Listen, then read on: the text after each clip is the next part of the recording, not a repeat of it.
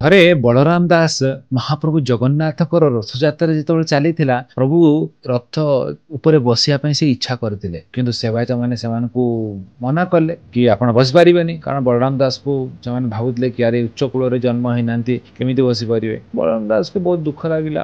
ସେ ଯାଇକି ସମୁଦ୍ର କୂଳରେ ଗୋଟେ ଜାଗାରେ ବସିକି ଗୋଟେ ବାଲିରେ ଗୋଟେ ରଥ ତିଆରି କରିକି ଜଗନ୍ନାଥଙ୍କୁ ତାଙ୍କ ମାନସିକ ରୂପରେ ଆମନ୍ତ୍ରଣ କରିଲେ ସେଠି ବସିକି ରଥଯାତ୍ରା କରିବା ପାଇଁ। ଆଉ ବହୁତ ଦୁଃଖରେ ସେ ଅଛନ୍ତି, କାରଣ ଜଗନ୍ନାଥଙ୍କ ରଥକୁ ଯାଇପାରିଲେନି। ଆଉ ଜଗନ୍ନାଥକୁ ବି ଦୁଃଖ ଲାଗିବ। ଭକ୍ତ ଯଦି ଦୁଃଖରେ ରହିଲା, ପ୍ରଭୁ କେମିତି ସହିପାରିବେ? ତ ବଡ ଦାଣ୍ଡରେ ରଥ ଆଗକୁ ଆଉ ଗଡୁନି, ରହିଯାଇଛି। ସେବାୟତ ମାନେ ଝିପୁଛନ୍ତି, ସମସ୍ତେ ଝିପୁଛନ୍ତି, ଶକ୍ତି ଲଗାଉଛନ୍ତି, ରଥ ଆଗକୁ ଗୋଟେ ଇଞ୍ଚ ବି ଯାଉ। କାରଣ ଭଗବାନ ସେ ରଥ ଛାଡି ଯାଇକି ବଳରାମ ଦାସଙ୍କ ବାଲି ରଥରେ ବସିଛନ୍ତି। ଆଉ ଏପରି ଭାବରେ ରାଜାଙ୍କୁ ରାତିରେ ସ୍ୱପ୍ନରେ ଆସିଲେ ଜଗନ୍ନାଥ କହିଲେ, ମୋ ଭକ୍ତକୁ କଷ୍ଟ ଦଉଛ, ମୋ ଭକ୍ତର ଅପମାନ କରୁଛ, ମୁଁ ଯାଇକି ମୋ ଭକ୍ତର ରଥରେ ବସିଛି। ଆଉ ଯେତେବେଳେ ରାଜାଙ୍କୁ ଏସବୁ ଜଣେଇଲେ, ରାଜା ଯାଇ ବଳରାମ ଦାସକୁ କ୍ଷମା ମାଗିଲେ। ଆଉ ସେଇ ସମୟରେ ପ୍ରଭୁ ଜଗନ୍ନାଥଙ୍କର ରଥ ପୁଣି ଗଡିଲା ବଡଦାଣ୍ଡରେ। ଶ୍ରୀ ଜଗନ୍ନାଥ ମହାପ୍ରଭୁ କି ଜୟ।